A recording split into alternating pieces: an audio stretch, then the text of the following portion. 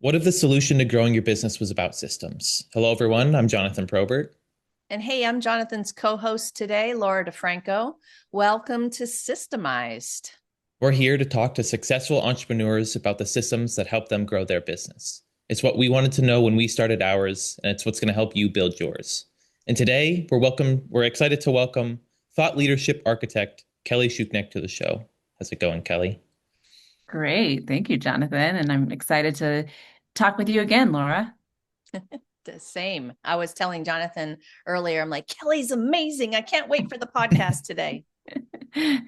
Thank you. Before we get into it, let me tell you guys a little bit about Kelly first. Kelly Schuknecht is a marketing strategist and the founder of 2 Mile High Marketing, which helps professionals elevate their brands. She's also the host of Beyond the Bestseller podcast, where she empowers women to share their stories. Kelly is passionate about leadership, remote work, and helping others find clarity in their professional journeys.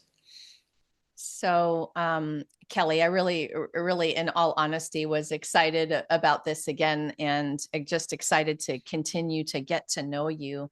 When we began talking this last time we talked about the things that you're doing with your writing retreats and just your energy of and willingness for collaboration.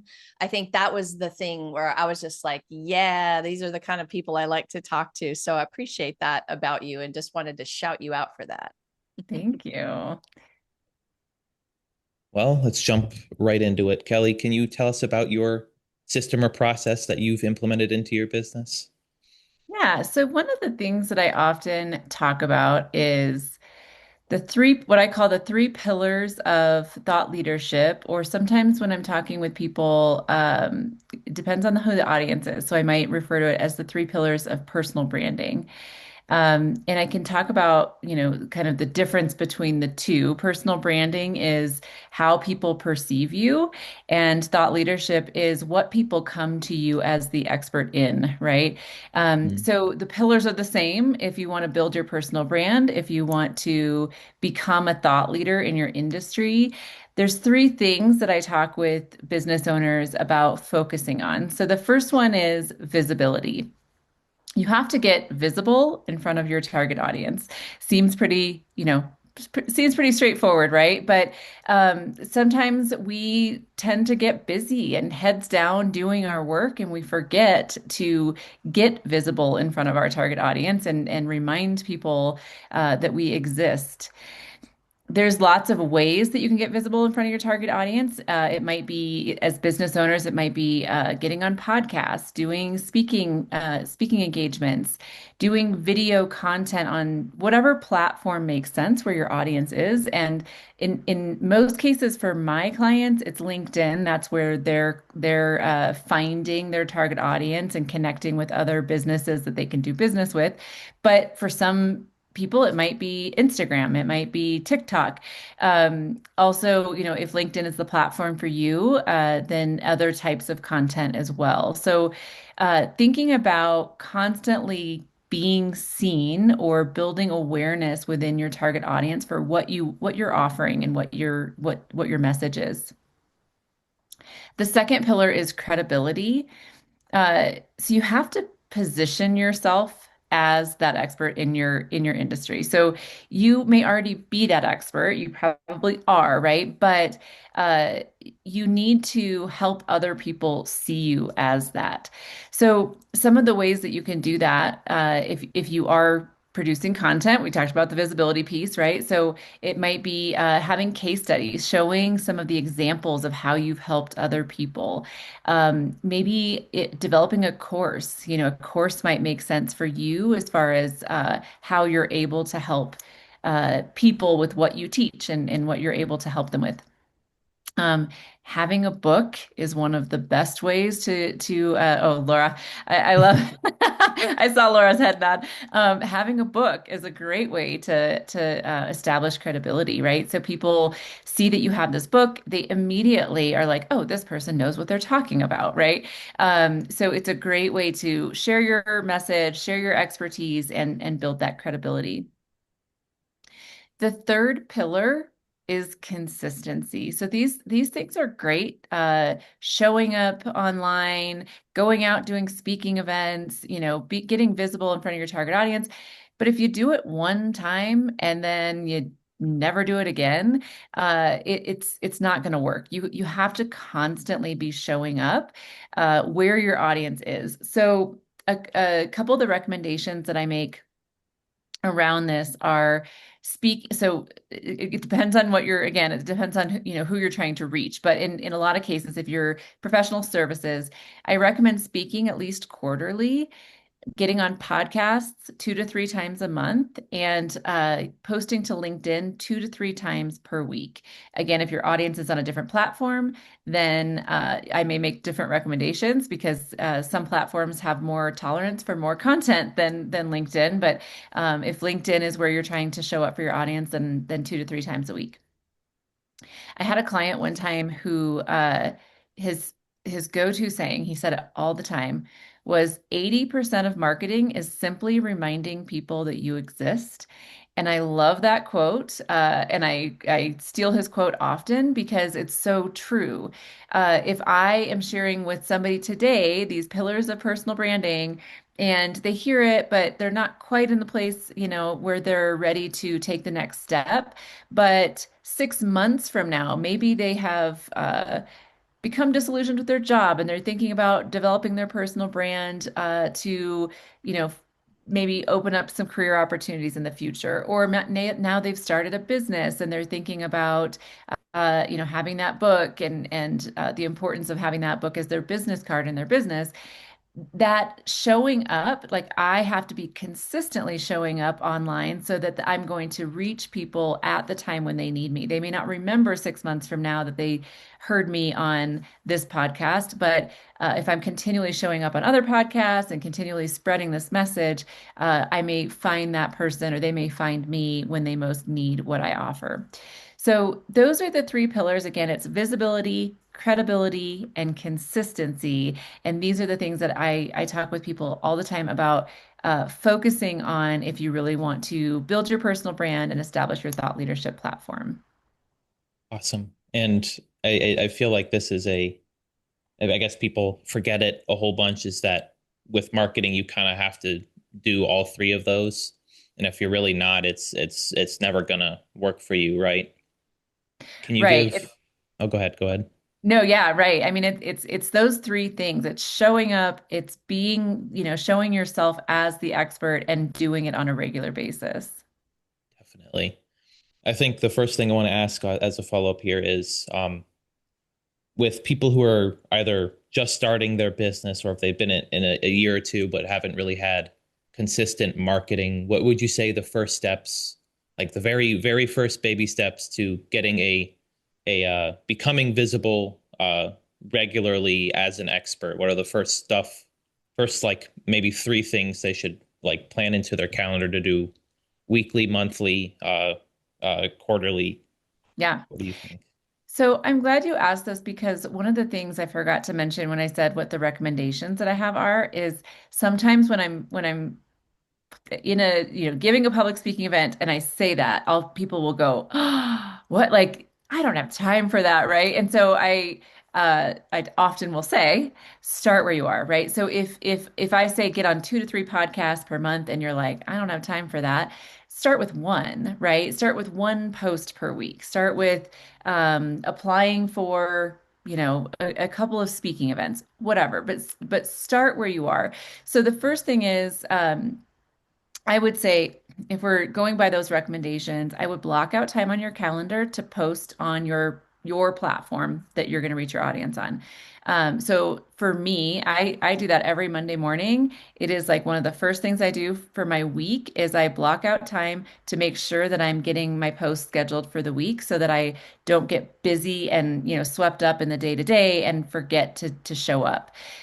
So I recommend scheduling maybe 30 minutes and again, starting with one post, if that is all you can commit to. But from there, once you start developing the habit, you start seeing opportunities for content. It starts becoming easier the more that you're showing up. And so the more you're posting, you start thinking, oh, I should share about this thing. I should tell this client story. I should, turn this into a teaching moment. So I would say step one is blocking out time for that. For the podcast and for speaking, it's similar, right? It's blocking out time to be thinking about how to get on podcasts, how to, what podcast to pitch yourself to. One platform I highly recommend is Podmatch. Podmatch helps people. It helps guests find podcasts to guest on, and it helps podcasts find guests for their podcast. So matches you up, right?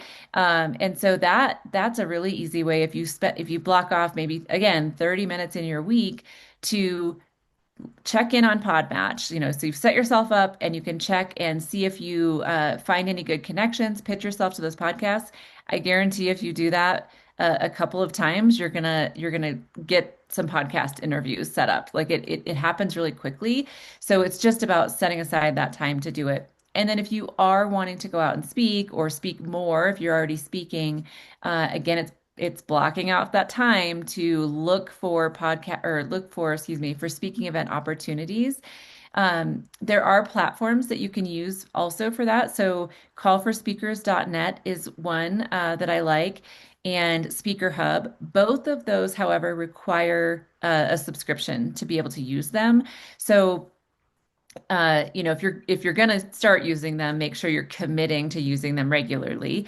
They help you search by topic, by location. They're great for just finding things that are out there.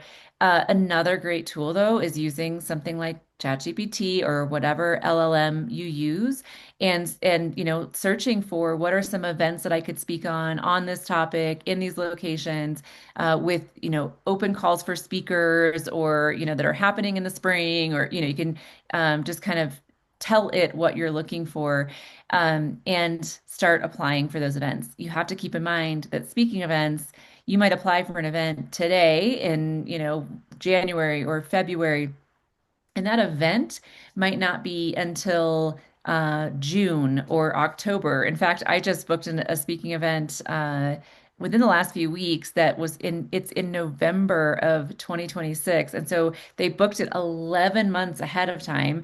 And so you want to be putting those things out there on a regular basis to start, thinking ahead for what events you can get yourself into months down the road. Definitely. Those are great steps to start. Definitely want to, there's a lot of resources for whatever you want to do. Um, One thing I do want to dive a little deeper into is the credibility aspect, or the credibility pillar that you were talking about. I feel like if you're with doing a business at least for a few years, you become an expert in what you do. But um, firstly, I want to ask, how do you really establish yourself as the expert? What are some good strategies to really be credible with without like being doubted as like some sort of, I guess, hack, or not, like actually show your credibility, I guess. Yeah. So experience, of course, is going to help with that, right? Like over time. But one of the things for me, and I don't know, for listeners, I don't know at what stage, they are with their personal brand or with their thought leadership journey. For me, though, for years, I had been establishing a personal brand. I say very accidentally. I had worked in publishing for 10 years. And while I was working in publishing, I started a blog because this was 16, 17 years ago, where that was new, right? Blogging was kind of new. And I was exploring. I was interested in, what people were blogging about, what people were interested in. And so I was talking about book marketing topics and things. And I had started to develop kind of a following. And then I played with other platforms. I played with Twitter. I played with TikTok when that came out, and started talking about book marketing on TikTok, and became known in my own network. I mean, I'm by no means an influencer, but I have my own kind of network of people on the platforms that I've talked about these things on. That when I announced I was starting my business, and my business is, related to building your thought leadership platform, it wasn't about publishing books. I don't do that. But what we do is help with ghostwriting. I have an author community. I have these things that are related to the audience that I had kind of gathered over time. And so when I went and announced what I was doing in my business, people were like, oh, that makes perfect sense, right? My personal brand lent itself really well into what I then became a thought leader in. And so I think that for a lot of people, it's it's going to take some time, right? But I can't tomorrow say I'm going to be the expert in something that I'm not an expert in or that I have no knowledge of, right? I have to start gaining the experience and then sharing that experience or talking about what I'm doing online so that people are starting to associate me with those topics and those things. So I think building up, I talk about personal branding and thought leadership kind of together.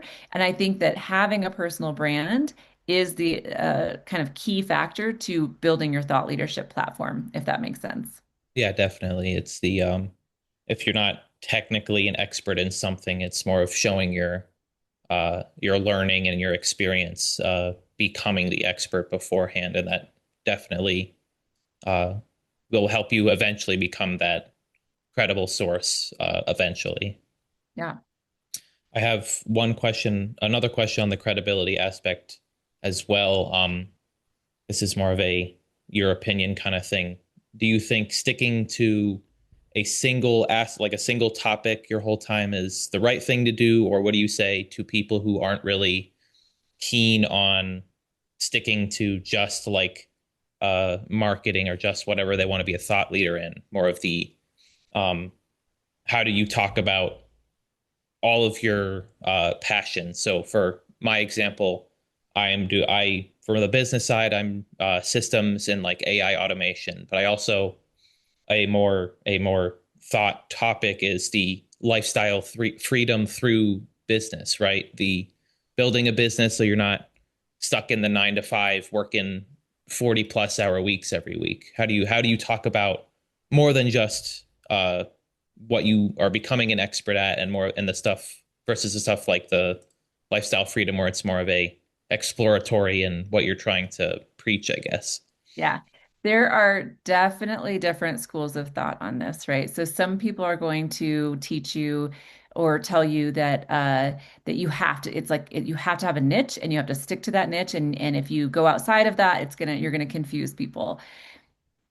The the side that I fall on and that I believe in is that you are the niche. So that's the other side of the coin is like you are the niche. What you're posting about. I think I saw a video that somebody said like the unique factors that put you together, right? Like the experience that you have, where you live, the things that you're interested in, all of those things make you like one in whatever billions, whatever, right? It makes you so unique. And we often take for granted the things that we know or the things that we experience every day. We like I live in the mountains, right? And I often forget that people don't see what I see every day. And so sometimes I'll post something and people will be like, "Oh my gosh, it's so beautiful." And I'm like, "Oh, I see this like every day." Like what I don't even think about it, right? But I've started to do more and more content just like for fun content on my Instagram, like showing I'm on a walk and like this is my view. It's amazing, right? And people start to that's more on the personal brand side, right? Like people they associate me with the mountains. They associate me with running on these trails and the things I talk about. And that's okay. I don't think it's confusing to people. I think that makes people, you know, like me or like the person that's posting that type of content. They're getting to know you. It's an authenticity piece of your personal brand, right? They're seeing you, not just this professional presence that you put out there, but all of these like things that make you you. Um, and I truly believe that that is the way to build this personal brand that then people, the other part about business that I learned when I started my business is that people buy you. They want to work with you, right? And so if I'm never showing anything other than this very buttoned up professional side of me, then there's nothing really there to get interested in or to like. But when I'm showing something that they find interesting, it's like, oh, like they're connecting with me on this different level. And then when I have a conversation with them, like they might come to me and say, hey, can you help me build my thought leadership platform? And we talk. It's like they've already seen all this stuff about me, and they already know they like me, right? Like they already know that about me. They trust me because they're seeing things that I'm putting out there. They're seeing parts of my life, and then they want to do business with me. So that is the side I fall on, Jonathan. There are definitely people who are on both sides of that, and you'll hear both on the internet. I feel like a few weeks, months ago, I finally really dived into the I am the niche, and I don't care if it's confusing. I'm going to talk about the things that I enjoy and try to connect with people. I mean, specifically on my TikTok, like that is something that I'm just showing up every day and having fun, right? And I've seen more growth in the last few weeks from doing that than I did previously when I tried to show up every day giving a book marketing tip, right? Like, because that's only going to go so far. The way I'm really going to connect genuinely with people is by showing up as my true authentic self. Definitely. I think that's great advice. I think the letting them kind of get to know you and more or less become your friend over the internet is a great way to follow. And I think that's if you want to do that, if you want to talk about multiple topics, just be yourself, right? Yeah. I think one final question here is I want you to share about the impact of implementing the three pillars into your own business. How is that? How did it start, and how did it affect your business over the long run? Yeah. So, I part of my journey is I lost my job in 2024. My company was acquired, and it was not a surprise. I'm in marketing, and so that was just I saw it coming. Um, and I really didn't know. I was dreaming about my business for a couple of years as I kind of knew that this was probably going to happen. But I really didn't know exactly what I was going to do yet. And so the day that it was like, oh, it's time to decide and it's time to show up online as like, this is what I'm doing. Um, I started I started talking about what I call myself is I was formerly the person behind the person. So I was doing thought leadership marketing for a boss in the past. And then I decided I'm going to take this and turn it into a service offering. And this is what my business is going to do. And people saw what I had done for my boss and in my network. And so it made sense to people, right? Um, and so I started, it was like, yeah, I can do this. I can help other people elevate their thought leadership platform. And I can't be the person behind the person anymore because I have to show up and I have to be the person, right? I have to put myself in the spotlight. I can't hide behind my computer. I have to like be public, and so I started doing that. I started applying to speak at events, and I talk about this. No one ever believes me, but I have a horrible fear of public speaking, like debilitating fear of public speaking. One of the first things my mom said to me when I first started my business was, like, isn't that weird? Like, do you remember when you passed out in sixth grade giving a talk in front of your class? I'm like, yeah, I remember. Like, I was horrified to get in front of people, but I was like, I have to do this. I have to start putting myself out there online. I have to start going to speaking events. I used to hate doing podcasts because it made me so nervous. I would sweat through my shirt and like, I don't want anyone to see me. Um, I was afraid I would, just not answer questions well, or, whatever. And now last year, I think I did 60 podcast interviews. And the more you do it, the more comfortable you get with it, right? My first time in front of an audience of 300 people, I thought I was going to die, but I didn't, right? I survived it and I got through it. And then the next talk I gave in front of 50 people seemed like nothing compared to what I had done already, right? So I think people see me and what I'm doing and they think like, oh, she's just good at that or just easy for her, right? And it wasn't. I had to mentally get through a lot of stuff in order to put myself out there and start growing my business. But because I show up as my genuine self and tell these stories and put myself out there and did these things that I tell other people to do. I grew my business very quickly last year. In the first year, I had replaced my corporate income, and I hired three full-time people, and I have a number of other part-time and contractors as well. And when I tell people about my journey in my first year in business, they're like, "What?" And it's because I did exactly what I teach other people to do. And my team says, they're like, this is showing like it works. I'm like, I know it does because I'm living proof of it working. Awesome. That's great. We love to see that you're actually, practicing what you preach, and it does work, and it does. If you do it, you will be successful using it. So Absolutely. thank you for sharing for all of that. I'll hand it over back to my mom for a couple more questions. Oh my gosh, so much goodness there. I don't think I was ever at pass out levels with my public speaking fear, but it was pretty close. And I love hearing about your journey. I feel similarly that through the practice, it got better and better. Um, I still get nervous, but whatever. We can use that energy differently, I think, once you have all that practice under your belt, and we use it for our audience versus all in ourselves and sweating through our shirt or whatever it is. And I love "You Are the Niche." I love that piece because I think that when you line up, 100 marketing professionals, it's you that I'll hire because you shared the story, because you shared the mountains, because you shared that you do XYZs. Like, it's so important for people to realize that that personal piece is what makes that more universal. The more personal you are, the better. I love so many things about what you're saying. So yeah, thank you for all of it. Okay, we love systems around here, and we love learning about new systems and processes. So we appreciate you sharing yours. We also know, and I think you'll resonate, that the entrepreneurial journey can be very challenging some days. What's the most important business building tip you want to share with this audience? Hmm. Um, I think so. I mentioned the fast growth, and I think that, I had a really great first year in my business. And one of the things that I learned the hard way was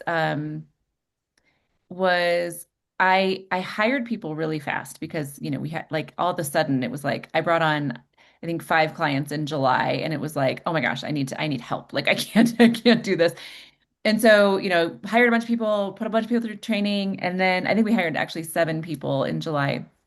And Wow. when we did that, uh, all kinds of problems, right? Like, some people weren't working out, some people couldn't, like training was taking too long. And so I feel like one of the lessons I learned was like to I should have hired sooner, right? I got to a point where I was just overwhelmed and I needed to hire fast, and that was not good. And so then we made decisions where we were hiring too quickly, and so I really learned quickly that, I think the saying is something like hire how's it go? Yeah, I know that Fire one. swiftly and hire Slowly. slowly. Yeah, something like that, right? Yes. And that I learned, really, really well. And so now I have the motto of like if somebody is not doing well within the first 30 days, I know like we're done. Like I need to see, that they're able to do the job quickly. And also for me, I need to, be more strategic in my hiring and not get ourselves into a position where we have to hire so fast, but that we're, being cautious about our hiring. And also, again, like quick with the firing. Like if it's not working out, it's not working out. And let's keep moving on. Because the better my team is, the better we are serving our clients, and the better, the longer those clients are going to stay with us, the happier they're going to be. And so it's really important. And so I think anyone who's growing a business, that's my biggest tip from this first year, what I learned. Great advice. It's I 100% yes to all of that. You learn the hard way sometimes, don't you? The hire slowly, fire quickly. That has been said to me as well. And you brought up one little thing about that. hey, if someone's not working out, you're going to know it in the first 30 days. You don't need to do a 3-month experiment. And that, I think I learned that one and the hard way. It's like, I'm a nice person. I want to give them a chance. I keep giving them more chances. Yeah, I know. Yes, I because know you you always get think, that. is it just me? Are my expectations too high? Do Yeah. I think that this job is easier than it is? All these things go through your mind. Yeah. And we do a 30-day check-in, a 60-day check-in, and a 90-day check-in. So we have, we do give like basically a 90-day period of time, but like if we're not seeing things pretty quickly, one of the things that we had was just like people were coming on and then like work wasn't getting done. And it's like, if work isn't getting done in the first 30 days, like this isn't happening. Like, because we're remote too. Like, so I can't see the person sitting there. If work isn't getting done, the only assumption I can make is that you're not actually working, right? Like, and so yeah, we've implemented more of a review process in the first 90 days. Okay, we want to close the show with one more question. I'm going to kind of start this way. One of our goals here at Systemized is to support our fellow entrepreneurs in their businesses. To get to that goal, I think that most of us have is the time freedom, that lifestyle we want to live, right? What has entrepreneurship done for you? Like, what's it allowed you to do that maybe was unexpected or something you never saw yourself doing? Well, I would say the first year, as I grew so fast, I also worked a lot. And almost on the opposite side of what, I see people all the time online talking about how, like, starting their business gave them all this freedom and they have control of their schedules and all these things. And I'm like, most days I'm like, I don't know what just happened. Like, my schedule controls me. It is not the other way around. Um, but the difference between what I'm doing now as a business owner and what I was doing as an employee in a business, which I was for 20 years, is I know that I know there's a light at the end of the tunnel. Like I know as I grow this and I build my team and I'm strategic about things that I'm going to have the control of my schedule someday, right? I don't right now. I mean, I do and I don't, right? I think the most surprising thing to me is that I do get to block out. Like if I know something's happening, I block off the time and I'm like, I get to just be totally away from work to a point where when I was working in a corporate environment, it was like if there was an important meeting that was scheduled that was my schedule didn't matter. It was going to be on a day that I was on PTO, didn't matter. Like I have to be there. Or my boss, I remember being out for a run on a Friday. My boss called me like, I know you're off today, but um, you know, I just have a quick question, that kind of thing. It's like I don't have that looming over me anymore, like I had in a corporate job. And so that that has taken me a long time to like get used to like not having somebody watching my schedule and worrying about where I am or wanting to talk to me even though I'm not supposed to be working or that kind of thing. You still have that to a point as a business owner because you have employees and you have clients, right? So you're always still kind of checking in, but it's a different kind of feeling about what's going on than you have when it's like out of your control completely. Agree wholeheartedly. I think you described a piece of why we feel freedom. Like we always talk about it, but that's the freedom is this. Well, it's one of the things, right, that make that up, at least the feeling inside my body when I feel that way. Yeah. All right. Jonathan, over to you. Yeah, thank you for sharing. Thank you for the telling us about the visibility, credibility, and consistency there. Definitely something people should take into consideration when marketing for their business and creating their thought leadership or personal brand. Kelly, thank you so much for what you do in the world. And last thing I want you to offer to you today is a chance to shout yourself out, let people know where to find you and how to connect. Yeah. Yeah. So if you are interested in developing your thought leadership platform or your personal brand, you can go to my website. It's 2milehighmarketing.com. And I'm sure, Jonathan, you'll have it in the show notes, but Yep. 2milehighmarketing.com, right on the website, there is a thought leader scorecard. So you can take that. It's free.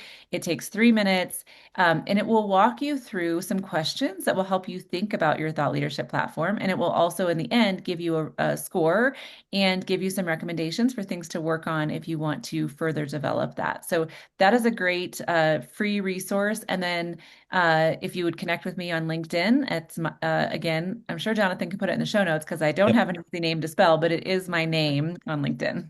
Awesome. Yep. I'll be putting those in the show notes. Make sure you guys go out and connect with Kelly there. Also, if you want to talk about systems and AI solutions, you can schedule a free discovery call with me. It should also be in the show notes.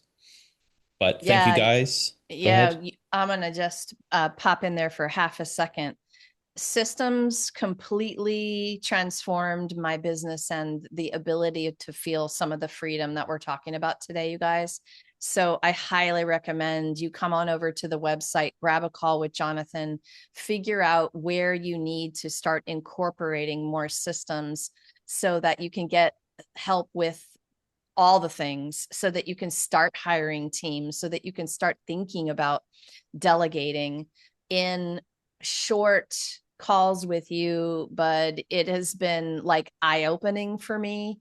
And one small tweak has changed everything in multiple times. And so I guess I just have a lot of gratitude for what you're doing. It really changed my ability to run the publishing company, to be able to start hiring team like Kelly was talking about, like all those people. Oh my God, Kelly, all at once, like, oh, but yeah, go grab a chat, you guys.